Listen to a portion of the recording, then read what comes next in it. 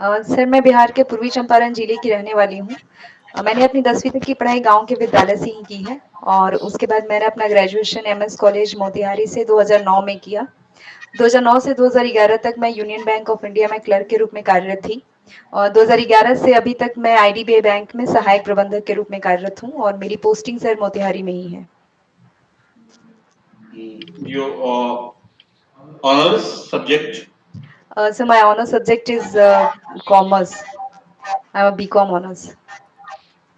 IDBI, जी sir. इस bank का हिस्ट्री बताइए तो। सर इस बैंक की स्थापना 1964 में हुई थी industrial development bank of India के रूप में इंडस्ट्रीज को लोन देने के लिए। बट बाद में 2004 में ये रिटेल बैंकिंग में आ गई और तब से एक ये शेड्यूल कमर्शियल बैंक के रूप में कार्यरत है। अच्छा, कि अभी किसी से कुछ ऑनरशिप में चेंज हुआ है? जी सर, अभी एलआईसी ने टेक ओवर किया है इसको जी। 21 जनवरी 2019 को। तो 51% स्टेक जो है वो एलआईसी के पास है और लगभग सर 47% स्टेक जो है वो गवर्नमेंट ऑफ इंडिया के पास है। तो अभी आपने रिटेल बैंकिंग शब्द का इस्तेमाल किया। जी। तो रिटेल बैंक और होलसेल बैंक, ये दोनों में जी क्या सर। डिफरेंस है? रिटेल बैंकिंग सर हुआ कि जैसे कस्टमर से डायरेक्ट जैसे कस्टमर्स का जो भी ट्रांजैक्शंस होते हैं, कस्टमर जो आते हैं ब्रांचेस में, तो वो सर्विसेज जो प्रोवाइड करती है बैंक वो रिटेल बैंकिंग हो गई। और sir wholesale banking sir clearly तो नहीं पता है बट गेस कर सकती हूँ। करिए। सर मुझे जहाँ तक लग रहा है कि होलसेल बैंकिंग का मतलब है कि एक छत के नीचे ही बैंकिंग की सारी सुविधाएं मिलना होलसेल बैंकिंग कहलाती है। नहीं नहीं, ये नहीं। तो अभी अभी scheduled sorry sir. Commercial bank का भी जिक्र किया है ना? जी सर। बताइए शेड्यूल्ड कमर्शियल बैंक क्या होता है? सर जो भी sir government of sir clearly तो नहीं पता है लेकिन एक लिस्ट होती है, एक शेड्यूल होता है, उसमें जो भी बैंक मेंशन्ड होते हैं वो सर शेड्यूल्ड कमर्शियल बैंक कहलाते हैं। एग्जैक्टली सर नहीं पता है, सॉरी। अच्छा, आईडीबीआई की स्थिति बहुत खराब हो गई है ना, जिसके कारण एलआईसी को अपनी हिस्सेदारी बढ़ाना पड़ा उसमें, है ना? जी। क्या क्या कारण देखते हैं आप आईडीबीआई की स्थिति इतनी खराब होने का? सो एनपीए का जो परसेंटेज था वो काफी हाई, मतलब लगभग 30% के अप्रॉक्स में चला गया था। तो इस कारण से सर आईडीबीआई बैंक का एनपीए की समस्या तो सही बैंकों में है ना? और कुछ जी। बताइए जो जिसके कारण और समस्याएं हुई है। सर मुझे जहाँ तक पता है सर कि एनपीए की परसेंटेज काफी हाई थी, इस कारण से सर बताइए एनपीए क्या होता? सर एनपीए मतलब नॉन परफॉर्मिंग एसेट हुआ। जैसे कि अगर किसी ने लोन लिया है और 3 महीने तक अगर इंटरेस्ट या किस्त की जो अदायगी है वो नहीं किया है तो वो लोन जो होता है वो एनपीए में क्लासिफाई हो जाता है। एनपीए से दूर करने के लिए कुछ कानूनी प्रावधान सब भी गवर्नमेंट ऑफ इंडिया के द्वारा किया गया समय समय पर। जी। जी। तो आराम से बताइए तो स्टार्ट से क्या क्या किया गया है? सर एक मिशन सशक्त करके अभी आया है। ये हाँ, ये थोड़ा जी। स्टार्ट से बताइए। सर इसके द्वारा जो भी इसके अंदर 3 तरीके से सर एनपीए से निपटने के लिए प्रावधान किए गए हैं। इसके अंदर में जैसे एक एएमसी है, एसेट मैनेजमेंट कंपनी, इसके द्वारा सर 500 करोड़ से ऊपर जितने भी एनपीए केसेस होंगे उनको एक कंपनी जो है वो बोरो कर लेगी उस बैंक से और फिर वो उससे वो निपटेगी, तो वो बैंक की जिम्मेदारी नहीं रहेगी उस एनपीओ को लेके। इसके अलावा सर एसेट रिकंस्ट्रक्शन कंपनी भी है, का भी निर्माण कराया गया है इसके तहत, ऑपरेशन मिशन सशक्त के तहत। और तीसरा तो सर मैं अभी रिकॉल नहीं कर पा रही हूँ। एक आया था बैड बैंक, है ना? जी सर, बैड बैंक। तो बैड जी। जी वो क्या होता है बताइए। सर उसमें भी जो भी जैसे जो अभी एक प्रेजेंट बैंक है उसका अगर एनपीए हाई है तो वो जो बैड लोन्स है वो बैड बैंक जो है वो उसको सेल कर देता है और उसके बाद से वो जिम्मेदारी जो है एनपीए को रिकवरी ऐसा करने का वो ऐसा हुआ है क्या? और सर इसका सर मुझे आइडिया नहीं है, सॉरी सर। ये सिर्फ विचार ही आया था, ऐसा अभी तक हुआ नहीं। अच्छा, okay sir, thank you sir एक है अपडेट करने के लिए। Insolvency and bankruptcy code. जी। जी, आप हमको बताइए इंसॉल्वेंसी क्या होता है, बैंक्रप्सी क्या होता है और कोड इसमें क्यों इस्तेमाल किया गया है, वो बताइए।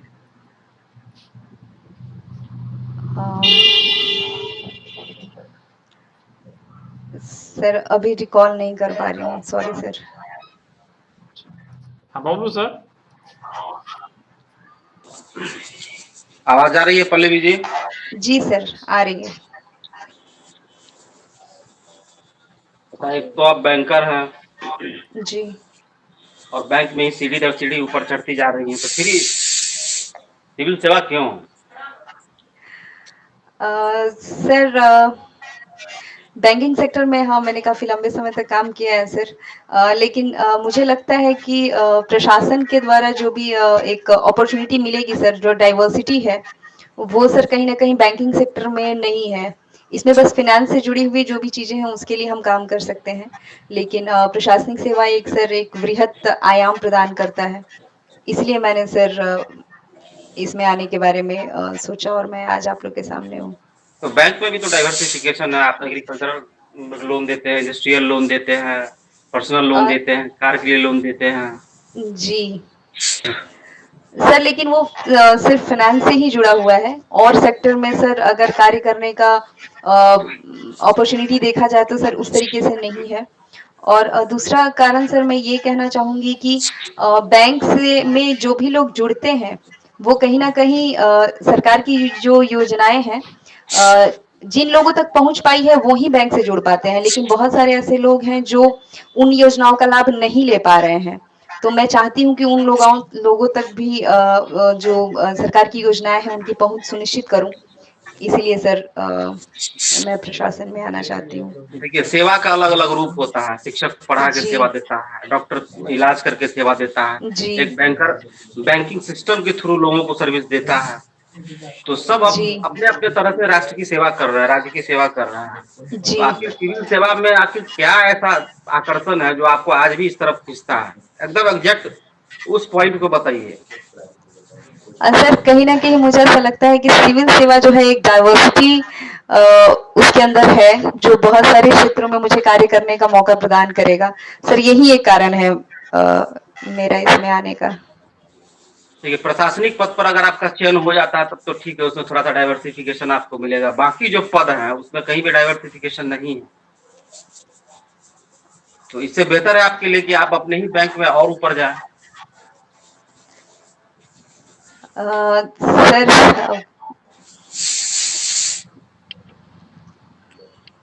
अच्छा, आप बैंकिंग से जुड़ी हुई हैं तो बताइए कि फाइनेंस क्या होता है? फाइनेंस, सॉरी सर आवाज नहीं आ रही है। हाँ, फिनांस वर्ड से आप क्या? सर फिनांस का तात्पर्य किसी भी सर एग्जैक्ट परिभाषा तो मैं सर इसका नहीं बता पाऊंगी, पर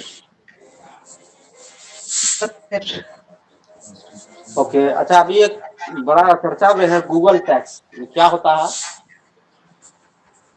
सॉरी सर आवाज नहीं सुन पा रही हूँ। हाँ, गूगल टैक्स। गूगल टैक्स, हाँ सॉरी सर इस बारे में नहीं सुना है। अच्छा, इस कोरोना क्राइसिस में बहुत सारे इकोनॉमिस्ट ने कॉन्सेप्ट दिया हेलीकॉप्टर मनी का, कि हम हेलीकॉप्टर मनी के थ्रू लोगों की मदद कर दे तो इकोनॉमी में लोगों की परचेजिंग पावर बढ़ जाएगी। क्या होता है हेलीकॉप्टर मनी? सर बेसिकली इसमें होता है कि government of India bond issue करती है और वो आरबीआई को बोलती है कि उसके अगेंस्ट में वो जो नोट है वो नोट छापने के लिए उसको बोलती है उसके अगेंस्ट में, और वो जो पैसे मिलते हैं उससे गवर्नमेंट ऑफ इंडिया को वो इकोनॉमी में इकोनॉमी को बूस्ट करने के लिए उसको यूज किया जाता है। तो इस तरह से सर कभी-कभी होता है कि इन्फ्लेशन आने की संभावनाएं रहती हैं, तो इस कारण से इसको इसको अच्छा, वर्ल्ड में एक कंट्री है जहां कहा जा रहा है कि 10 लाख गुना इन्फ्लेशन है, कौन सा कंट्री है वो? आई गेस वेनेजुएला है सर। हाँ, यू मैं आर श्योर राइट। नहीं हूँ सर। हाँ, okay, you are right. Thank you sir. और एक कंट्री है जहाँ की इन्फ्लेशन सारी सीमाओं को तोड़ दिया था, वहां भी बहुत ज्यादा इन्फ्लेशन जी था। कोई साउथ अफ्रीकन अफ्रीकन कंट्री थी सर, मैं नाम नहीं रिकॉल कर पा रही हूँ। पावे थी। अच्छा, जी इन्फ्लेशन बहुत का, है सर। इन्फ्लेशन अगर बढ़ जाए, जी हाँ, तो बैंक पर पॉजिटिव इफेक्ट पड़ेगा या नेगेटिव इफेक्ट पड़ेगा? इन्फ्लेशन के बढ़ने से sir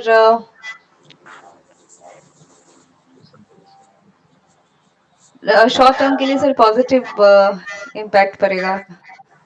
in a long run sir वो तो इकोनॉमी के लिए भी अच्छा, मान लॉस ही लीजिए है और इन्फ्लेशन बैंक में बढ़ जाता है ना, तो जी आप पर क्या प्रभाव पड़ेगा, पॉजिटिव या नेगेटिव?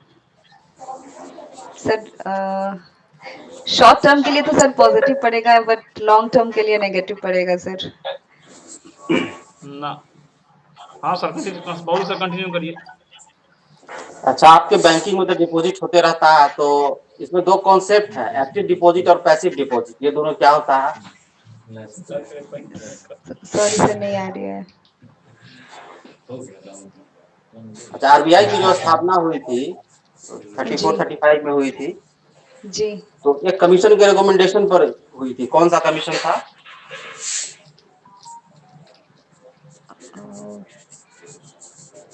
सॉरी सर अभी नहीं रिकॉल कर पा रही हूँ। अच्छा, अभी जो हमारे यहाँ इन्फ्लेशन कैलकुलेट होता है वो कैसे होता है?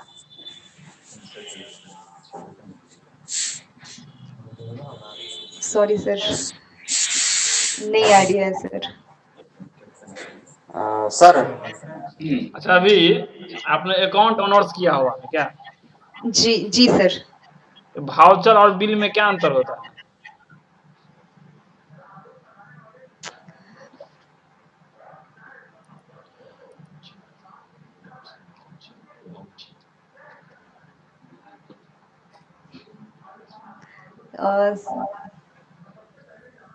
सर एग्जैक्ट नहीं बता सकती हूँ सर।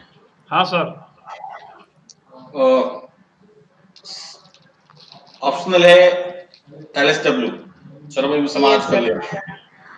जी श्रम सर। क्या है? सर श्रम से तात्पर्य किसी भी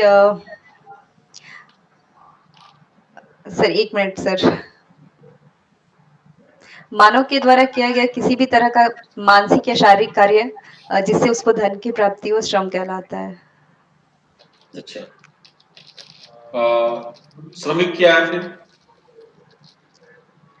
सर श्रमिक जो मानसिक या शारीरिक रूप से कार्य करते हैं और उसके बदले में उनको जो वेतन या सॉरी उसको उसके बदले में जो मजदूरी मिलती है उसे श्रमिक कहते हैं। अच्छा, मजदूरी और वेतन में क्या अंतर है? सर मजदूरी दैनिक या मजदूरी सर दैनिक होती है और वेतन सर मासिक होता है। इसके अलावा और कोई अंतर है?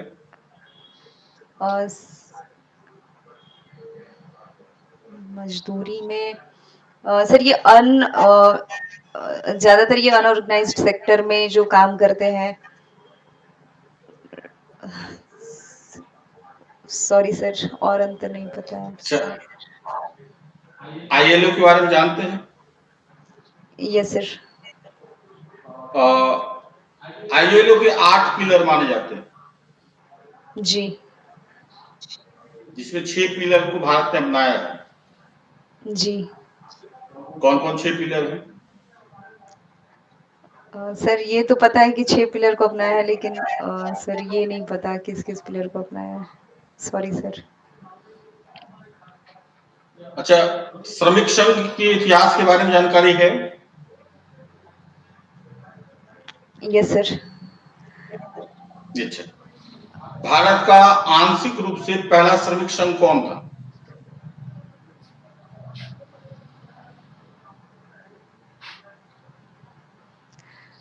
सॉरी सर, अभी नाम नहीं रिकॉल कर पा रही हूँ। भारत का आधुनिक श्रमिक संघ कौन था?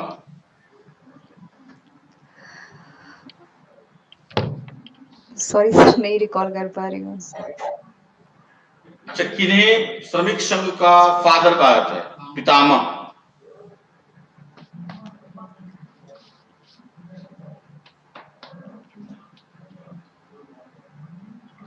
सॉरी सर, नहीं पता है।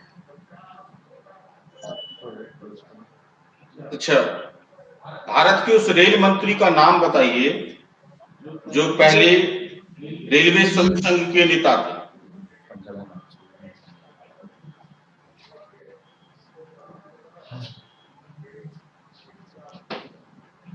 सर पता है, लेकिन अभी नहीं रिकॉल कर पा रही हूँ, सॉरी सर। LSW में आपने पढ़ा हुआ अनुशासन संहिता और आचार संहिता पढ़ा जी है? सर, पढ़ा तो है। जी सर। क्या है अनुशासन संहिता और आचार संहिता?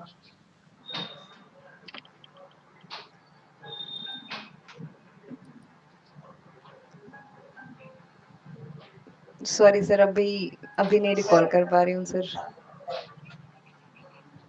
गुलजारीलाल नंदा का नाम सुना है? हाँ सर। वो लेबर मिनिस्टर थे। जी। उनका क्या योगदान है श्रमिकों के हितों के लिए?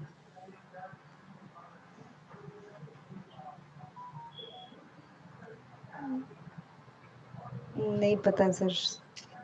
अभी 3 लेबर लॉ पारित किए गए हैं। जी सर। तो ये जो लेबर लॉ है वो नियोक्ता के पक्ष में ज्यादा है या श्रमिक के पक्ष में ज्यादा है?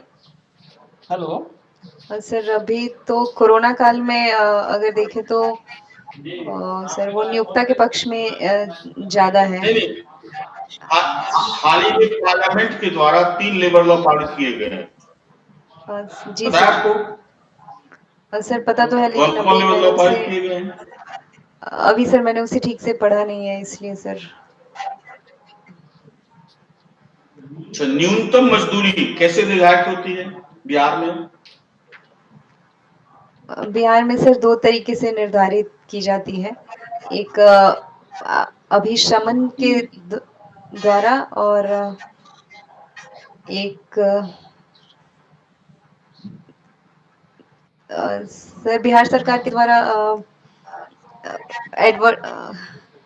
कुछ अध्यादेश लाके सर एग्जैक्टली वो अच्छा, वर्ड नहीं याद आ अभी रहा है। न्यूनतम मजदूरी कितनी है?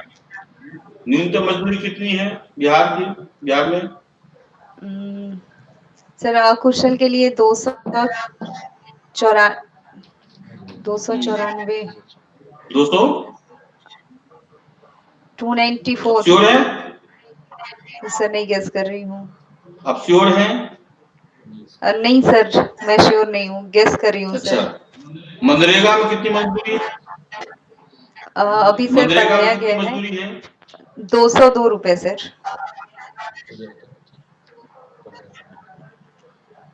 तो 11 रुपए की बढ़ोतरी हुई है मेरा सर अभी। पूछना ये था कि न्यूनतम मजदूरी जी। ठीक है, न्यूनतम मजदूरी से भी बहुत कम मनरेगा में दी जाती है। जी। तो यह वायलेशन नहीं है कानून का? सर क्योंकि मनरेगा में सर अपने जो भी ग्रामीण इलाके हैं तो वो 5 किलोमीटर रेंज के अंदर में ही उनको जॉब प्रोवाइड कराया जाता है, तो वो एक और 125 दिनों की जॉब सिक्योरिटी भी मिलती है। तो सर इस कारण से मुझे लगता है कि यहाँ मजदूरी थोड़ी कम निर्धारित की गई है। अच्छा, मेरा अंतिम प्रश्न है। जी सर। मेरा अंतिम प्रश्न है, आप किसी काम से अपने DGM के यहाँ गए, जी। ठीक है? जी। और वहां आपने देखा कि उनके यहाँ एक बाल श्रमिक काम कर रहा है। जी। और आप लोगों के लिए चाय लेकर के आया है। जी ठीक है, जी। आप ऐसा क्या करेंगी जिससे आपके जो डीजीएम है, बड़ी अधिकारी, को नाराज भी ना हो और उस बच्चे को बाल श्रम से छुटकारा मिल जाए? जी सर, मैं अपने मोबाइल से उसको उसका रिकॉर्डिंग करके और श्रम अधीक्षक या सर ऐसा कुछ सर ऐप तो मुझे याद नहीं आ रहा है, पर उसको कहीं सेंड किया जाता है जहाँ से उसको इमीडिएटली उस चीज़ से छुटकारा दिलाया जा सकता है। अभी ऑनलाइन एक सर ऐप ऐसा आया है, नाम सर मुझे एग्जैक्टली नहीं पता है। उसमें नाम आपका बताना उसमें ज़रूरी नहीं होता है कि किसने ये भेजा है। तो सर उस तरीके से किया जा सकता है। जी। अरे तो आप अपने अधिकारी को नाराज न कर देंगे, डीजीएम को? सर उनका वो नुकसान भी हो जाएगा ना। सर मुझे जहाँ तक पता है कि उसमें नाम गुप्त रहता है। मुझे नहीं तो आपके नहीं, डीजीएम का नुकसान हो जाएगा ना। मैं उनसे सीधे भी सर ये बात कर सकती हूँ जहाँ तक मुझे लगता है कि ये चाइल्ड लेबर गलत है, और ये बात अगर मुझे लगता है कि मैं उन्हें बताऊंगी तो उन्हें भी इस चीज का एहसास होगा कि हाँ ये चीज नहीं करना चाहिए। हाँ मैनेजमेंट टीम से कॉल अरेंज करवा। नहीं, ठीक है, जी। चलिए हम इसका आंसर ये होना चाहिए कि अपने जी। हाव भाव से, जैसे मैनेजमेंट टीम से कॉल अरेंज वो करवा। आपके पास चाय लेने के लिए अगर आता है तो जी। आप उसके हाथ से ट्रे लेकर के ले लेंगे और अपने अधिकारी को देंगे कि सर लिया जाए, और उस बच्चे से पूछेंगे किस क्लास में पढ़ते हो, क्या पढ़ाई हो रही है। जी जी है ना? एक तो उनको लगेगा आप चाय ले लिए तो उनको ये लगेगा, महसूस होगा कि भाई देखिए ये चीज गलत हो रही है, कल रात में हमको फील हो जाएगा। और बच्चे से आप शिक्षा के बारे में या उसके स्कूलिंग के बारे में पूछेंगे, जी वो भी उनको जी इंडिकेट करेगा। ठीक है, आप कोई कार्रवाई की चीज है, जब भी आप किसी सेटअप में होते हैं तो अपने से बड़ी अधिकारी पर कुछ ऐसा काम नहीं करते हैं जिससे उनको भी नुकसान हो और आप पर भी कुछ हो जाए, तो ठीक है ना। तो अपने हाव भाव से इस तरह से करने की जरूरत है। कंडीशनल क्वेश्चन में आप ऐसे ही आंसर दें। बाकी पल्लवी सर क्या फील कर रहे हो? सर पूरा बहुत बुरी स्थिति है सर। एक्चुअली अभी तक कुछ